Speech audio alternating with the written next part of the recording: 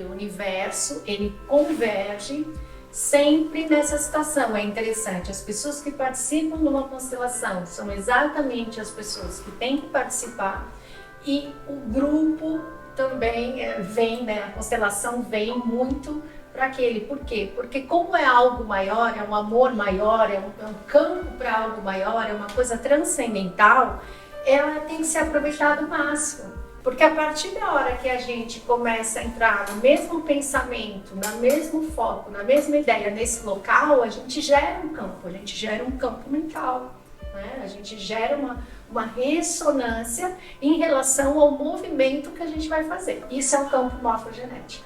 Nas 3 constelações tem casos de cancro na família, né? Ou na pessoa ou na família. Eu falei muito parecido, então nada como esclarecer a raiz, né? O porquê que acontecem essas enfermidades, né? E mostrar para quem vai ser constelado. Por quê? Porque nós estamos falando de trazer consciência em relação à enfermidade. Nós estamos falando da raiz, não da cura em si, mas da raiz. Aonde começou essa enfermidade? No sistema transgeracional. Qual o padrão de crença que fez isso se repetir, que fez isso acontecer, né? Então é bem interessante quando a gente vai para a epigenética, para a psicossomática, que hoje eles trazem já um olhar totalmente diferenciado em relação a isso. Isso acaba se encaixando perfeitamente com a constelação familiar. Quem trabalha com a constelação familiar e traz um aprofundamento, né, não trabalha só com o intuitivo, porque tem muitos consteladores que trabalham com o campo intuitivo, né? Ele vai conseguir fazer um movimento? Ele vai, mas ele vai perder muito, porque quando nós olhamos para tudo isso, nós olhamos para o quadro inteiro. Nós olhamos para a família inteira, nós olhamos para todos os processos transgeracionais, o que influenciou, quais os padrões, as crenças limitantes, o que adoeceu epigeneticamente esse sistema e que continua, de alguma forma, se repetindo e aonde pode ser trabalhado. Então, olha quanta coisa também, se você atuar só no campo intuitivo, você deixa de olhar. Eu percebo muito, eu tenho muito essa ressonância de família. Eu faço uma pessoa da família, depois vem outra, vem outra, vem... Por quê? Porque não tem como. Porque como eu estou olhando o todo, a pessoa mesmo, quando faz o movimento dela e ela vê aquela mudança no campo dela, ela mesma fala, agora eu acho que eu vou levar meu filho, eu acho que agora... Isso vai acontecendo, não é porque tem que ser, não, isso é a própria ressonância do campo. A gente fala o que na psicossomática? É a psique que influencia todos os sistemas. Quais sistemas? Sistema nervoso central, sistema endócrino e sistema imunológico, né? Então, é engraçado, eu até usei uma brincadeira aqui. O sistema imunológico, ele funciona como os fofoqueiros do sistema. Então, eles recebem informação, vão passar informação para os outros sistemas para fazer a regulação emocional. O que precisa? Está estressante, precisa acalmar. O que esse sistema precisa para ele se regular, para que ele possa ficar ali, sobreviver àquela situação? Então, a epigenética, quando a gente fala de processo epigenético, de psicossomática, a gente está olhando para tudo isso. O sistema, ele trabalha no equilíbrio, tá? Então, se tem muito estresse, cortisol, menos estresse, mais ocitocina, vai trabalhando essa regulação emocional diante desses processos, tá? O processo de doença, né, na questão da genética de Darwin, ele fala do corpo, ele fala do processo físico. Do processo de doença de epigenética, ele fala do externo que influencia o interno. Então, quando nós vamos agora falar das raízes, nós vamos olhar para esse processo de sequência, né? Para a gente poder entender como se dá e trabalhar o nosso campo, que é essa a ideia. A gente quer se curar, mas a gente quer curar mais do que tudo as nossas raízes, né? Porque quando a gente faz por nós, a gente está fazendo pelos filhos. E para as futuras gerações, porque a gente muda o campo, a gente quer mudar. Quando a gente quer mudar o nosso sistema de crença, a gente está mudando o nosso campo morfogenético. a gente quer mudar. E aí, consequentemente, o ambiente que você vai oferecer para o seu filho é diferente. E esse ambiente vai dar uma regulação diferente nessa criança. Vai criar um padrão diferente. Né? Então, quando a gente fala muito estresse, um ambiente familiar com muito estresse, muita discussão, muita briga, se esse indivíduo fica nesse padrão de fuga, luta, medo, ele colapsa. Tá? E esse colapso faz com que ele adoeça. Por quê? Porque é muito tempo num padrão só. Quando a gente consegue trabalhar esse campo morfogenético, influenciar nesse lugar, a gente também começa a trabalhar a regulação emocional. Por isso que às vezes tem muitos psicólogos que falam, eu atendi a criança, mas não pode atender a criança sem olhar para os pais. O que a criança é o que o pai é. Né? E muito tempo os psicólogos tinham muita dificuldade de atuar na mudança. Por quê? Porque os pais acreditam que não. Que a responsabilidade disso era do psicólogo, era da escola, né? Mas eles não tinham problema nenhum. Né? Então, e tudo isso que a gente está trazendo aqui está mostrando o quê? Que não. Nós que trazemos a influência do nosso meio ali, né? A nossa forma de estar, de pensar, é que trabalha esse regulamento aí. Quantos sistemas atuam, comandam os neurotransmissores atuando nos marcadores genéticos? Por quê? Porque nós vivemos um padrão, tá? Então você tem uma situação de estresse, você vai desenvolver todo um sistema imunológico que dê defesa para aquele ambiente, para que você consiga sobreviver. Então você vai estar sempre em alerta, sempre ali vai acontecer alguma coisa, né? Esperando algo para acontecer. Então tudo fica 100%. A sua percepção, a sua audição, todos os sentidos, eles ficam totalmente aguçados. Por quê? Porque acredita que vai acontecer alguma coisa. E isso, por muito tempo, imagina anos nessa situação. Como é que o indivíduo depois vai conseguir regular emocionalmente esse lugar? Epigeneticamente, os genes dele já se moldaram para esse lugar. Então, esse lugar, para os genes dele e para a psique, é familiar. Tá? Se isso acontece dentro de uma família, o que acontece? O estresse é familiar, a toxicidade é familiar, a discussão é familiar. Consegue perceber? E aí vai todos os outros padrões. Por quê? Porque às vezes fala assim, mas foi tão difícil, eu vivi isso na minha família e eu não queria que isso acontecesse comigo e agora isso está acontecendo comigo. Ou eu encontrei um parceiro que era parecido com tudo que eu não queria. Ou, sabe? Então você vai vendo essas determinações. Por quê? Porque quando você vai para esse campo que você, mesmo não querendo conscientemente, mas você viveu nesse campo, você vai ressoar de uma forma, né? Aquilo vai ressoar para os seus genes, para o seu simpático, para o seu... É familiar aquilo. Aquilo vai falar, nossa, tá tudo bem. Né? E às vezes você está vivendo uma situação de abuso, às vezes você está vivendo uma situação de negligência, né? Então tem que olhar. Ou não, você pode ter uma alteração nesses neurotransmissores também. Porque se você tem um ambiente muito estressante, mas você vai para uma escola, vai para um outro ambiente, para uma avó, para alguém que consegue fazer essa regulação, essa neuroelasticidade, que é o que se fala, né? Que é criar novas neuroredes, você vai começar a mudar o seu padrão. Existe um encontro de ressonância que continua influenciando na regulação ou na desregulação, que é a questão do pertencimento. Então nós vamos agora para o Bert Helling. Que o Bert Helling, ele fala o quê? Que o indivíduo repete um padrão sistemicamente, por quê? Por lealdade cega, por amor. Mas por que ele tem essa lealdade cega? Porque ele quer pertencer àquele sistema, ele precisa se sentir pertencente. Então, ele nesse sentido de sentir pertencente e com as questões epigenéticas, nós vamos juntando, o que nós vamos vendo? Que a pessoa pode até adoecer para ter o pertencimento. Eu tenho um câncer em honra, em amor, em lealdade. Consegue perceber?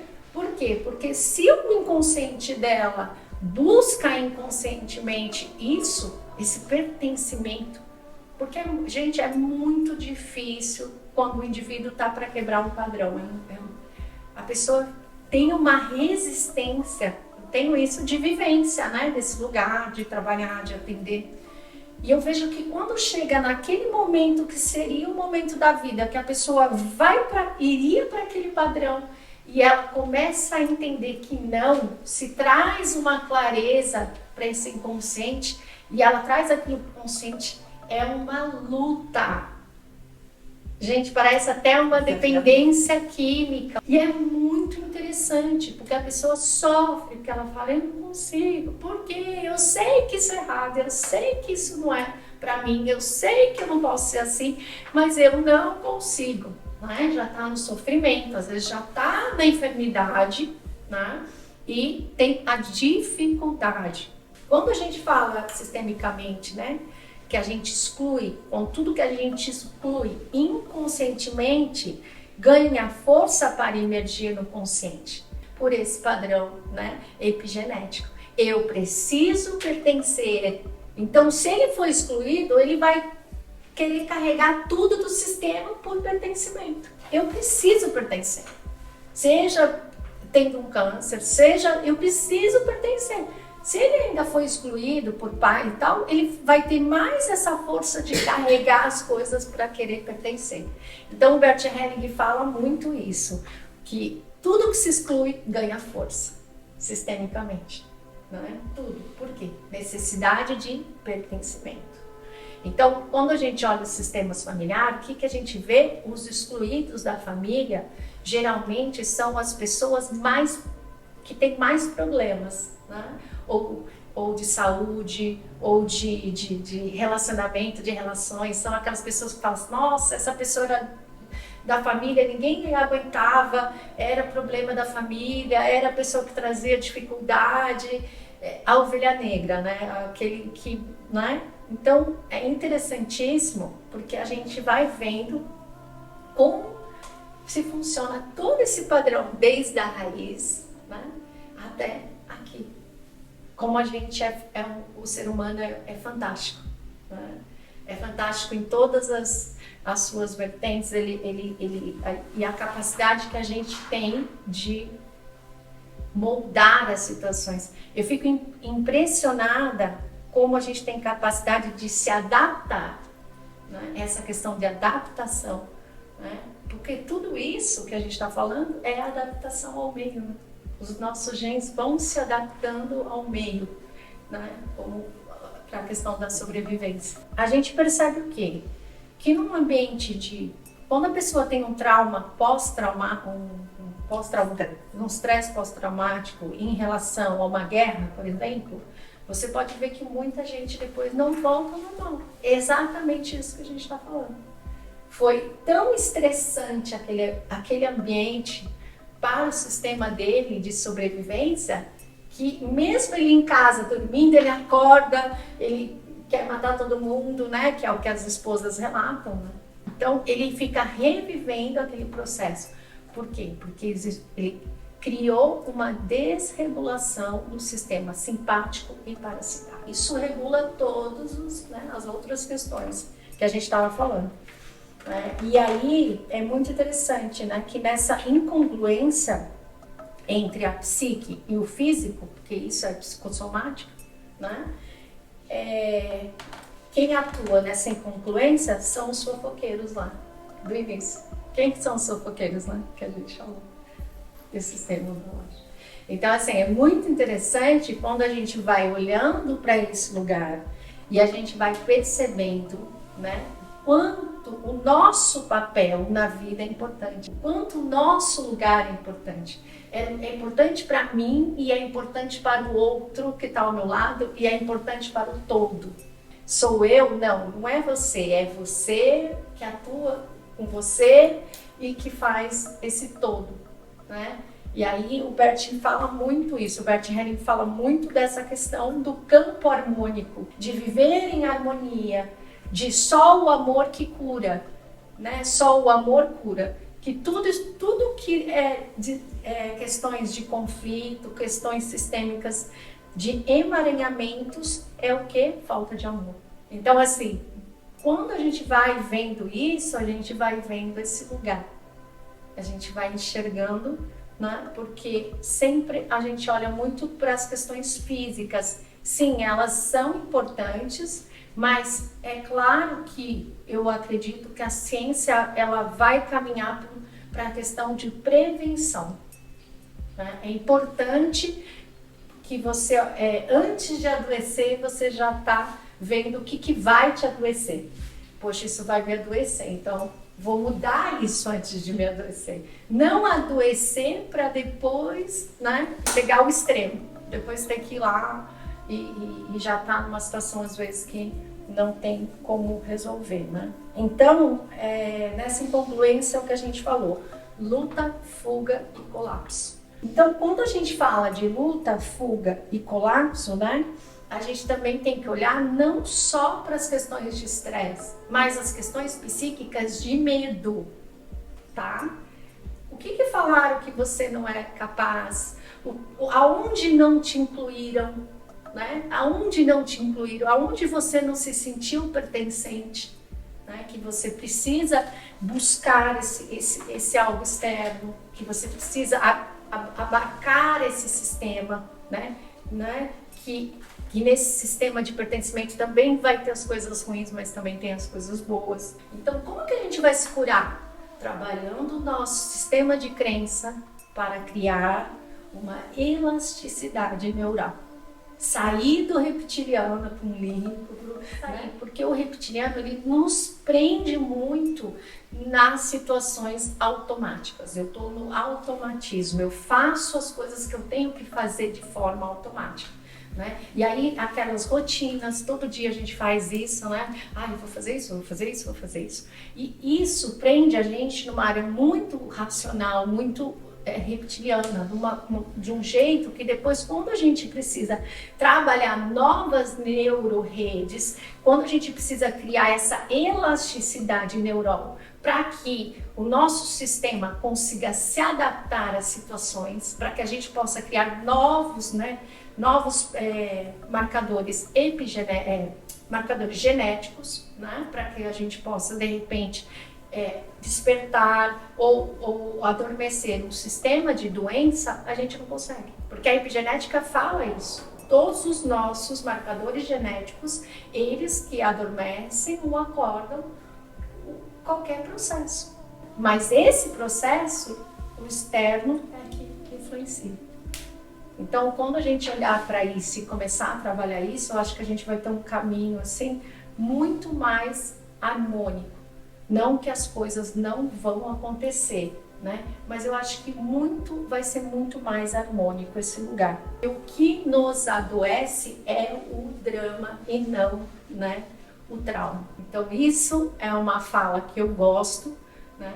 Por quê? Porque a gente vê das mais diversidades, né, de casos assim extremos em que as pessoas se superam e são o máximo, e a gente vê casos assim muito assim que pra gente a gente olha, nossa, mas a pessoa ficou assim por causa disso, né? A gente fala, mas como assim, né? Então, o que nos adoece, né, é o drama e não o trauma, né? E aí eu deixo aqui para vocês, né, uma outra coisa que eu gosto de falar: nós não somos a doença em meio diagnóstico. Então, o que a gente quer saber, né? Quem que é a pessoa por trás desse diagnóstico? Porque se você está vivenciando esse lugar, é porque você ainda não buscou o seu autoconhecimento, você não buscou saber quem realmente você é, qual as suas raízes, aonde está seu lugar de pertencimento, né? Aonde está a sua força.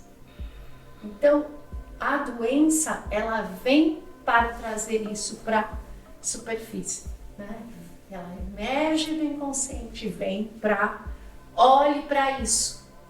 Você precisa olhar para esse lugar. De todo conflito nasce a paz. E eu acho interessante porque o conflito faz você olhar para o que não está bom. Porque se você está no automático, pá, pá, pá, pá, pá, né? Então, o conflito faz você parar, sair daquele reptiliano e olhar o que está acontecendo, né? Trabalhar nessas novas neuroredes para criar aí um processo de cura, buscar um novo processo. O trauma é a raiz, né, de tudo, né? Porque quando a gente consegue começar a olhar para o trauma, a gente vai olhar para o quadro inteiro, como eu falei no início, né? E eu vou deixar de final aqui uma coisa interessante, quem gostou, né, quiser saber mais do que eu estou falando, tem Gabor Maté, é um psiquiatra, ele tem um documentário maravilhoso que ele fala, que chama A Sabedoria do Trauma. Quem quiser assistir, vale muito a pena. Ele é um sobrevivente de Auschwitz, né? Ele só sobreviveu do campo porque ele foi entregue num dos trens que estavam indo as pessoas que iam ser salvas, e a mãe entregou ele na janela e ele nunca mais viu ninguém da família. Então, e ele é esse cara, ele conseguiu sair desse lugar e ser o que ele faz hoje, que ele faz diversas terapias alternativas, ele tem um processo de cura muito interessante. E o nome, né, que ele saiu depois de atuar muito tempo na medicina convencional, ele fala que ele despertou, né? Então é muito interessante, e ele tem documentário, ele tem livro, se você pôr no YouTube tem palestra, ele é muito conhecido. Mas se vocês quiserem dar uma olhada nesse documentário, que vale a pena pra gente, né? Porque a sabedoria do trauma é isso, né? Você quer viver no drama ou trazer a força que esse trauma te deu, né, para a superfície? O que você quer trazer? Né? Então, é bem interessante e é isso. Tá bom?